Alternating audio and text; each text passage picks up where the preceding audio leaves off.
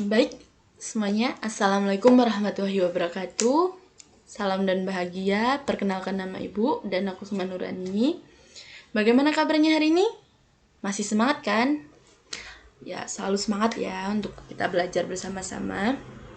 Oke, hari ini kita akan membahas tentang dua energi, yaitu ada energi panas dan energi bunyi. Karena sebelumnya kan kita sudah membahas atau belajar tentang mengenai macam-macam energi dan pengaruhnya di dalam kehidupan kita, kehidupan sehari-hari. Sebelum itu, Ibu mau ngetes nih. Buat yang kemarin mendengarkan nggak? Apa sih energi? Apa itu energi? Ada yang bisa jawab? Ya, betul sekali. Energi adalah daya atau kekuatan atau tenaga yang dapat digunakan untuk melakukan berbagai proses kegiatan. Seperti kita mau berangkat sekolah, kita mau berangkat ngaji, itu semuanya memerlukan energi sehingga kita bisa sampai ke tempat, kita bisa melakukan semuanya.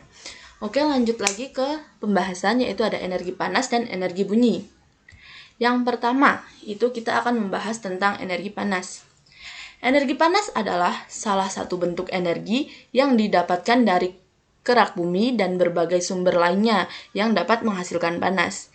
Jadi, energi panas itu semua benda, semua hal itu yang menghasilkan panas itu disebut sebagai sumber energi panas. Untuk yang kedua, kita itu akan membahas tentang sumber energi panas. Jadi semua benda yang seperti yang tadi Ibu bilang, semua benda yang dapat menimbulkan panas, yang dapat menghasilkan panas, itu disebut sebagai sumber energi panas. Kenapa? Energi panas itu sangat bermanfaat bagi kehidupan kita. Sumber energi panas bumi itu berasal dari apa? Sumber utama panas bumi. Ada yang tahu nggak? Dari sinar matahari. Sedangkan untuk sumber panas yang lain, contohnya apa? Ada yang tahu nggak? Ada api, setrika, terus apa lagi?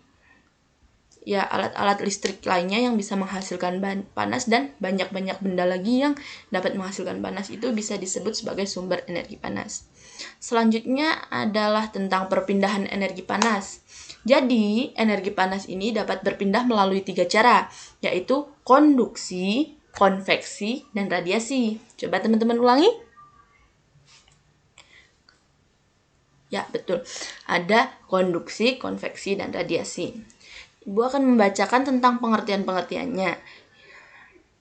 Jadi, untuk konduksi adalah peristiwa perambatan panas yang memerlukan suatu zat atau medium tanpa disertai dengan adanya perpindahan bagian-bagian zat atau medium tersebut. Sedangkan konveksi adalah perpindahan panas yang dengan disertai aliran zat perantaranya. Jadi harus ada perantaranya. Sedangkan radiasi adalah perpindahan panas tanpa medium perantara. Coba bisa diulang. Energi panas dapat berpindah melalui 3 cara, yaitu konduksi, konveksi, dan radiasi. Ya, betul. Oke, lanjut ke energi bunyi. Ya, energi bunyi adalah gelombang mekanika yang dalam perambatan arahnya sejajar dengan arah getaran atau gelombang longitudinalnya. Sumber dari energi. Sumber energi bunyi. Sumber energi bunyi itu ada bermacam-macam. Semua benda yang menghasilkan bunyi itu disebut sumber. Tidak hanya benda, manusia juga bisa disebut sebagai sumber energi bunyi. Karena apa?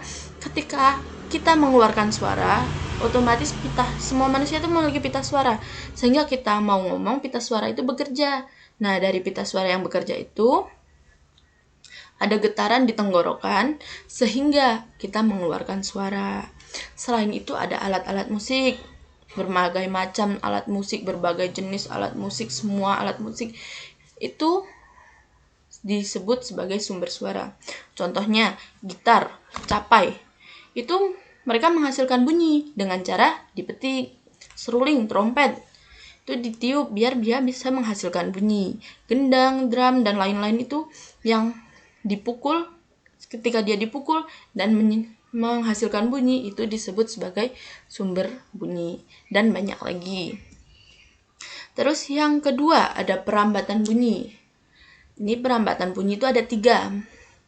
perambatan bunyi melalui benda padat, perambatan bunyi melalui benda cair, perambatan bunyi melalui benda gas. Untuk perambatan bunyi melalui benda padat itu bunyi juga dapat merambat melalui benda padat. Contohnya, yuk, ada yang tahu contohnya? Oke, contohnya nanti disebutkan ya, ditulis di kertas, nanti dikumpulin ke Ibu. Terus untuk perambatan bunyi melalui benda cair. Bunyi juga dapat melalui benda cair. Seperti contohnya itu ada air yang mengalir. Itu biasanya ada suaranya.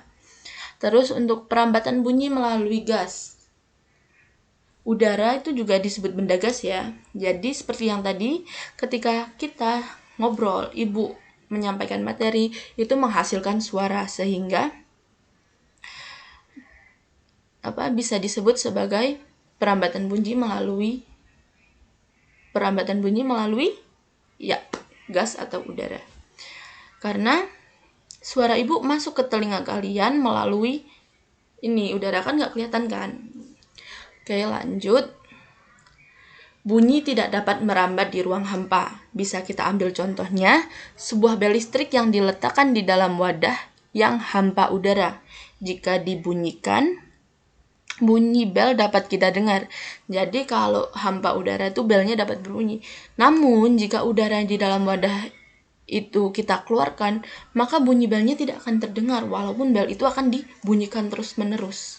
Gitu teman-teman. Jadi untuk pelajaran hari ini gimana? Ada yang bisa menuliskan contoh-contoh lain selain yang Ibu tadi bilang? Oke. Karena mungkin teman-teman ada pertanyaan nggak?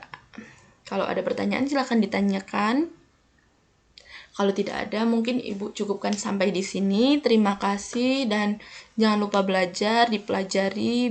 Besok pertemuan selanjutnya Ibu akan menanyakan lagi untuk membuat kalian tetap mengingat. Ibu akan ngetes kalian, tetap kalian belajar nggak sih gitu. Nah, jadi terima kasih untuk hari ini. Wassalamualaikum warahmatullahi wabarakatuh. Salam, dadah, semangat ya.